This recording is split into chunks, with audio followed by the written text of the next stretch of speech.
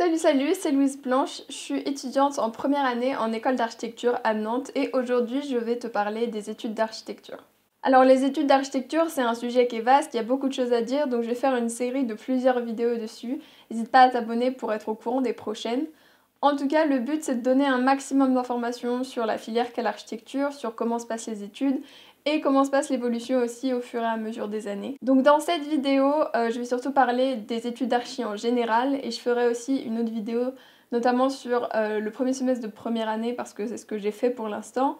Et ensuite j'en ferai comme ça au fur et à mesure pour vous donner un peu l'évolution et vous permettre de savoir comment ça se passe. Je sais que moi j'avais cherché pas mal d'informations sur comment se passait la vie en études d'archi. J'en avais trouvé un peu mais pas suffisamment à mon goût.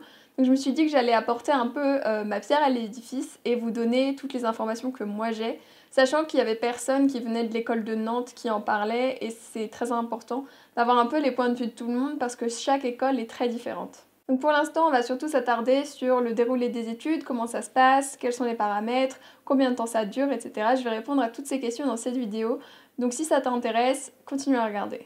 Donc avant de commencer, n'hésite pas à t'abonner à ma chaîne si mon contenu t'intéresse, liker cette vidéo si elle te plaît, et tu peux aussi venir voir mon Instagram @louiseblanche7. Comme ça, tu pourras voir un peu en story comment se passe la vie d'une étudiante en archi et te voir un peu les coulisses. Tout d'abord, les études d'archi, elles se font dans une école d'architecture. Il y en a plusieurs en France, dans toutes les grandes villes. Tu en as des publics et tu en as des privés.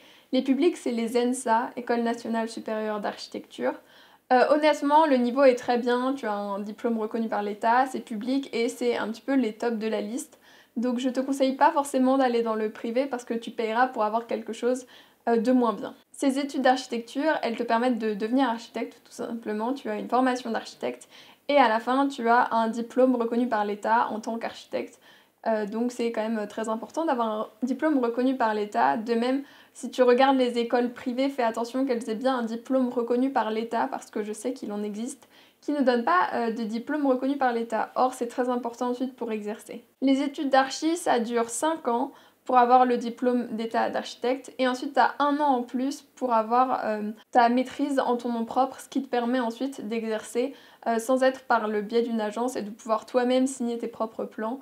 Donc en réalité, la pratique c'est plutôt 6 ans, en tout cas c'est ce qu'il vaut mieux faire.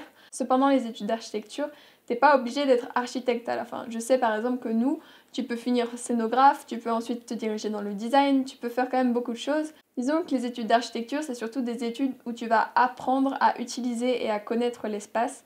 Et ça, tu peux l'utiliser dans plein de domaines différents. Donc tout simplement, c'est 5 ans, 3 ans de licence, 2 ans de master, sachant que tu peux te déplacer d'école entre la licence et le master, parce que chaque école propose un master différent, et s'il y en a un dans une autre école que celle de départ qui t'intéresse, tu peux changer d'école pour aller faire le master qui t'intéresse. Bien sûr, après, tu peux aussi faire un doctorat, mais ça, je pense qu'on n'y est pas encore. Pour entrer dans les écoles d'archi, ça se passe tout simplement sur Parcoursup, via l'étude de ton dossier, et ensuite, si ton dossier est suffisamment bien, tu es pris pour des entretiens. Alors moi j'ai pas passé d'entretien parce qu'il y avait le Covid, mais normalement en gros je sais que pour nous il y avait 2000 personnes qui candidataient pour l'ENSA, 200 admissibles donc qui sont passés en entretien et ensuite 150 pris. Donc nous c'était seulement les dossiers, mais en tout cas tu vois c'est surtout ton dossier qui va être important. Derrière l'entretien c'est surtout pour connaître ta motivation et faire le dernier écrémage. Finalement, si t'es motivé, ça devrait être bon. Pour les études d'architecture, il y a des gens qui viennent de plein de filières différentes. Nous, on est toujours avec les filières, donc SES, L, etc. Et honnêtement, il y a des personnes de toutes les filières. Après, il y a plus de S qui sont représentés. Mais en tout cas, c'est possible. Il y a aussi des bacs pro assistants architectes qui sont là. Donc tu as quand même un petit mix de personnes, sachant que tu as en plus des personnes de l'étranger. Donc ça reste accessible même si tu fais quelque chose d'un petit peu différent. Ce qui est important, je pense, en architecture, c'est surtout ta pluridisciplinarité. Moi, je sais que j'étais pas excellente dans les matières scientifiques, mais par contre, j'avais des très bonnes notes en langue, j'avais des très bonnes notes en art, et du coup, je pense vraiment que ça a joué sur mon dossier.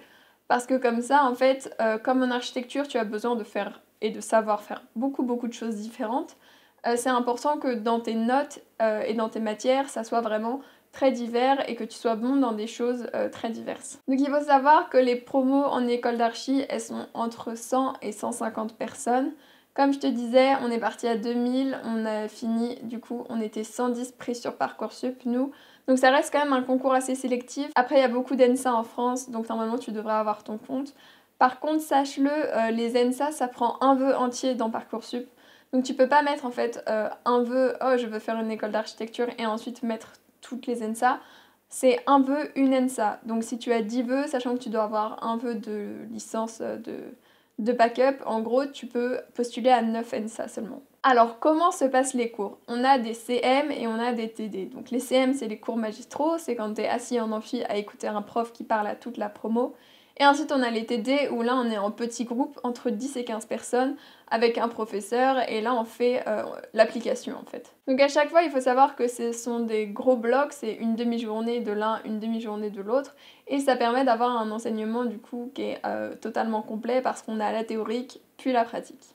On a aussi plusieurs fois pendant notre cursus des stages à faire. En L1 par exemple on a un stage de chantier à faire et ensuite plus tard il y a des stages en agence à faire. Donc ça permet d'avoir une éducation à la fois de la vie en entreprise, la connaissance théorique, le savoir pratique. Donc on a vraiment des connaissances assez larges et assez globales. Pendant ton cursus, tu peux également faire des échanges à l'étranger ou des Erasmus. Ça se fait plutôt pas mal. Après, c'est pas l'école qui organise. En fait, ça dépend de ton école. Je sais qu'à Paris notamment, ils ont plus d'échanges qui sont proposés par l'école. Mais nous, en tout cas, tu peux faire totalement un échange à l'étranger, il suffit de le demander en fait. Donc voilà, sache que c'est clairement possible et que tu peux prendre ça en compte et que tu peux du coup choisir là où tu vas. Notre école, elle a quand même beaucoup de pays qui sont partenaires. Alors, les études d'archi, quand tu vas parler avec des étudiants en architecture, ce qu'ils vont surtout te dire c'est «Oh c'est super, c'est hyper intéressant, mais par contre qu'est-ce qu'on travaille?» Et c'est vrai, on travaille beaucoup. En tout cas, disons qu'il y a une grande plage horaire parce qu'on a les cours et on a aussi pas mal de travail après à la maison. Et on a beaucoup de production à faire, donc vite tu peux mettre énormément de temps. Donc c'est important d'être très motivé. Vraiment, si tu veux venir en archi, je te conseille d'être à fond dès le début parce qu'en fait, le problème c'est que si t'es pas suffisamment motivé, tu vas pas réussir à travailler suffisamment et tu vas surtout pas t'épanouir parce que tu vas mettre beaucoup de temps et beaucoup d'efforts dans des choses qui ensuite peuvent être juste regardées pendant 10 minutes et c'est un petit peu difficile, donc il faut que toi tu arrives à être fier de ton travail.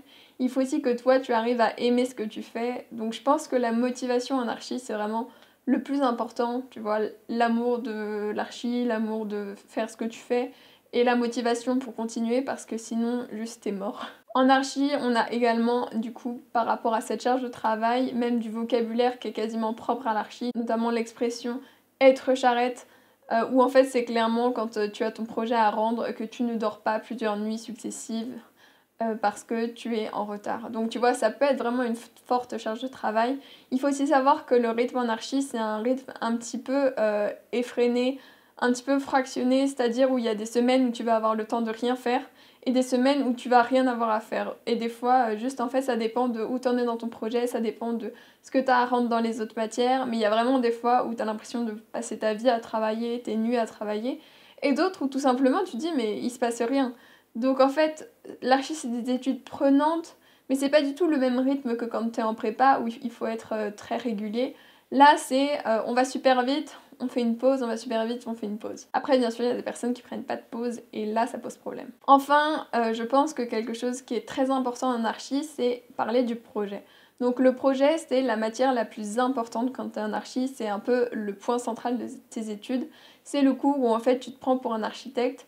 T'as un sujet, t'as un lieu, tu as quelque chose et il faut que tu crées un projet architectural ou que tu crées quelque chose qui du coup te permette de te mettre un peu dans la peau d'un architecte. Tu vas faire des propositions, tu vas réfléchir, tu vas changer, tu vas modifier, tu vas un petit peu affiner ton idée et ensuite tu dois aussi apprendre à présenter devant les gens. Toutes les évaluations en fait elles sont en présentation orale. Ça va te permettre aussi d'apprendre à présenter déjà tout simplement ton projet, mais aussi savoir l'expliquer, savoir le défendre et savoir expliquer tes idées, voire même argumenter et convaincre les autres que tes idées sont les bonnes. Donc vraiment, tu vas beaucoup faire ce travail de réflexion sur ton projet et également d'interaction avec les autres. On travaille beaucoup en groupe parce que c'est un des points très importants de l'architecte. Et pour finir, je vais parler du système d'évaluation. Donc on a de l'évaluation en contrôle continu. Pour tous nos projets, on est évalué par nos présentations orales et également nos productions quand on doit présenter une maquette ou des plans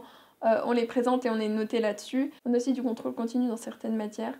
Et enfin, on a des partiels, du coup 2 fois par an, comme les facs, sur les matières plus théoriques. Voilà, c'était la fin de cette vidéo. J'espère que ça a répondu à tes questions et que ça t'aura apporté un petit peu d'aide pour ton orientation ou que ça aura juste attisé un petit peu ta curiosité. Tu peux t'abonner pour être sûr de ne pas les louper. Et moi, je te dis à bientôt. C'était Louise Blanche. Ciao!